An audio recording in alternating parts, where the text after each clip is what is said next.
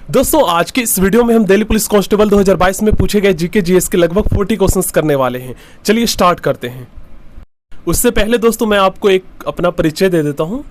दीवाना हुआ मस्ताना हुआ, तेरी चाहत में कितना फसाना हुआ, सदाएं सुनो जफाएं सुनो, हाँ मुझे प्यार हुआ था, हो गया है तुझको तो प्यार सजना, लाख कर ले तू इनकार सजना, है ये प्यार सजना।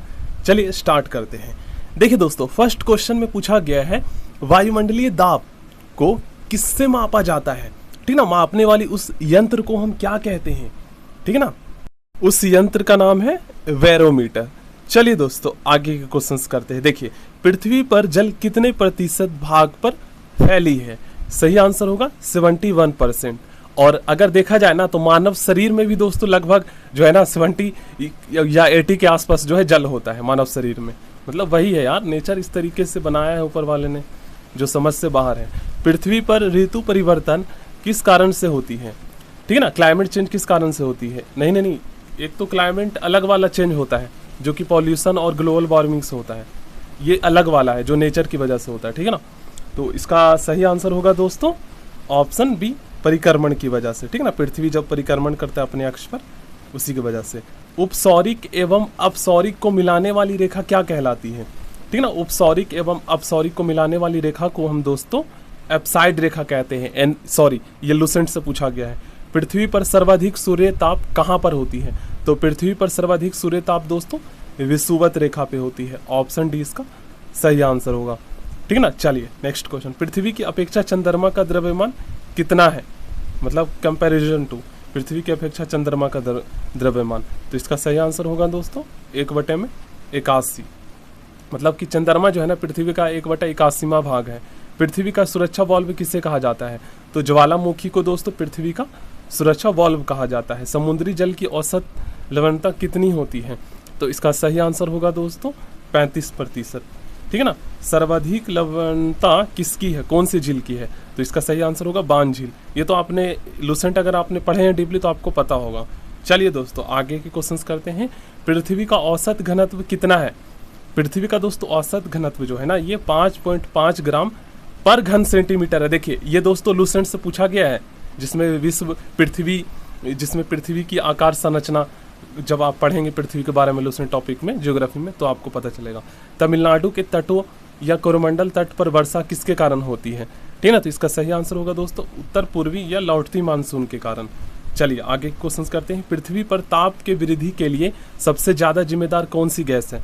तो इसका सही आंसर होगा दोस्तों कार्बन डाइऑक्साइड। और इसकी मात्रा बढ़ने की वजह से ही दोस्तों ग्लोबल वार्मिंग होता है। ग्लोबल वार्मिंग क्या होता है, वैश्विक ताप वृद्धि, मतलब ग्लेशियर पिघलने लगता है, समुद्री क्षेत्रों में बाढ़ के खतरे पैदा हो जाते हैं। पृथ्वी पर दो अक्षांशों के बीच की दूरी कितनी है। तो पृथ्वी पर दो अक्षांशों के बीच की दूरी दोस्तों 111 किलोमीटर है। ठीक है ना, और दो देशांतरों के बीच पूछा जाए तो 111.2, मतलब इससे ज़्यादा है। ठीक ना, भारत में सर्वाधिक वर्षा किस मानसून की वजह से होती है। तो सर्वाधिक वर्षा दोस्तों दक्षिण पश्चिम मानसून की वजह से होती है। और अगर स्थान पूछा जाए तो मानसीराम में सबसे ज़्यादा वर्षा होती है और सबसे कम वर्षा लेह लद्दाख में होती है। ठीक ना, लेह लद्दाख का लेह। चलिए क्वेश्चन नंबर 14 हो गया। 15 में पृथ्वी गोल है ये किसने कहा था। दोस्तों पृथ्वी गोल है ना ये पाइथागोरस ने कहा था। ओजोन परत किस मंडल में पाई जाती है। तो ओजोन परत दोस्तों ये किस मंडल में पाई जाती है, समताप मंडल में पाई जाती है। ध्रुवीय एवं विषुवतीय व्यास के बीच कितने किलोमीटर का अंतर है। तो दोस्तों 42 किलोमीटर का अंतर है। ठीक है ना, चलिए महासागरों की औसत गहराई कितनी होती है।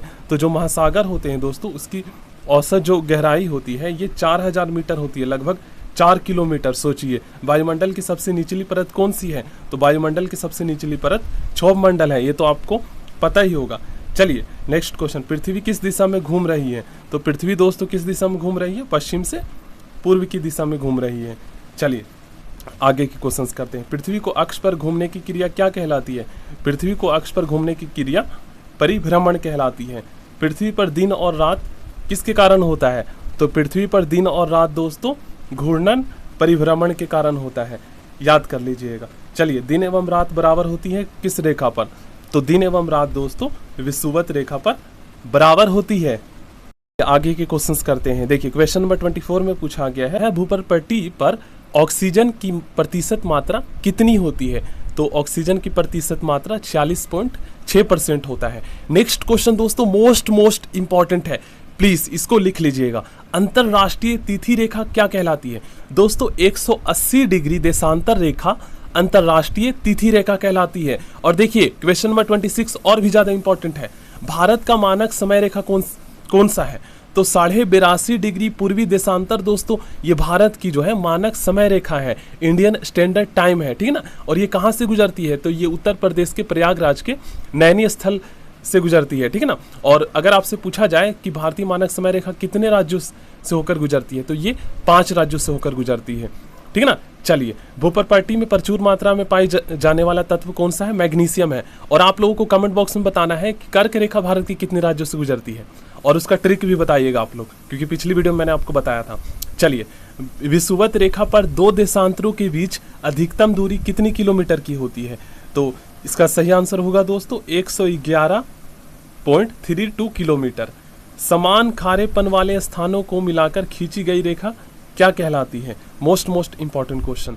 तो इसका सही आंसर, चलिए ऑप्शन देखते हैं। देखिए, क्वेश्चन नंबर 29 में इसका सही आंसर होगा दोस्तों आइसोहेलाइन, ठीक ना।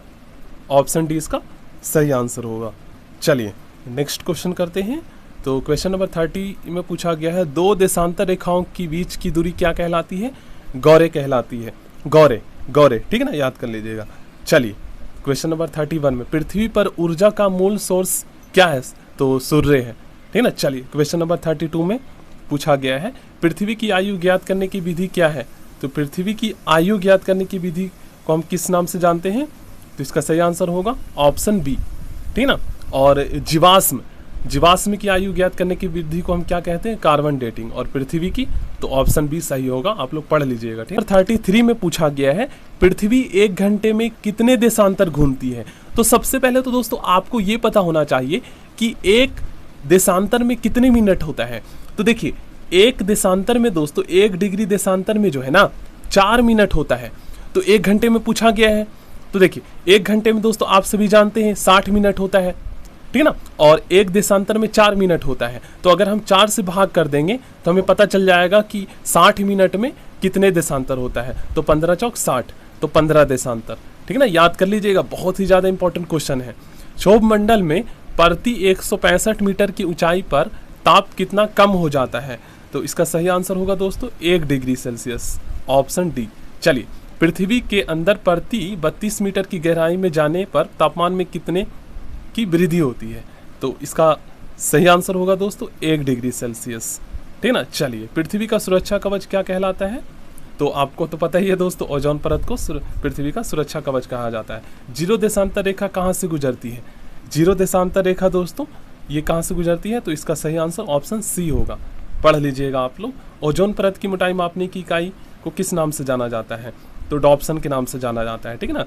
और देखिए, प्रकाश वर्ष और पारसेक ये क्या है? तो खगोलीय दूरी में दोस्तों पृथ्वी से सूर्य के बीच की दूरी को हम खगोलीय दूरी कहते हैं। तो खगोलीय दूरी माप करने की इकाई है। अब सबसे बड़ी खगोलीय दूरी माप करने की इकाई पारसेक है, प्रकाश वर्ष भी, ठीक है ना, याद कर लीजिएगा। चलिए, रेडियो ध्वनि किस मंडल से परिवर्तित होती है? तो ये आयन मंडल से परिवर्तित होती है, ठीक है ना। पृथ्वी पर उपसौर किस तिथि को होती है? तो पृथ्वी पर उपसौर दोस्तों ये 3 जनवरी को होती है। थोड़ा सा दोस्तों यहाँ पर हम उपसौर और अपसौर का मतलब समझते हैं। तो देखिए दोस्तों, जिस डेट को, ठीक है ना, जिस दिन सूर्य जो है ना पृथ्वी से सबसे अधिकतम दूरी पर होता है उस दिन को हम अपसौर कहते हैं। तो ये दिन कब आता है? 4 जुलाई को, जब सूर्य पृथ्वी से सबसे अधिकतम दूरी पर होता है। और सबसे पास में जब होता है तो उससे हम क्या कहते हैं? उपसौर कहते हैं। ये 3 जनवरी को आता है, ठीक ना, याद कर लीजिएगा। पृथ्वी पर दिन रात कब बराबर होती है? मोस्ट इंपॉर्टेंट क्वेश्चन है।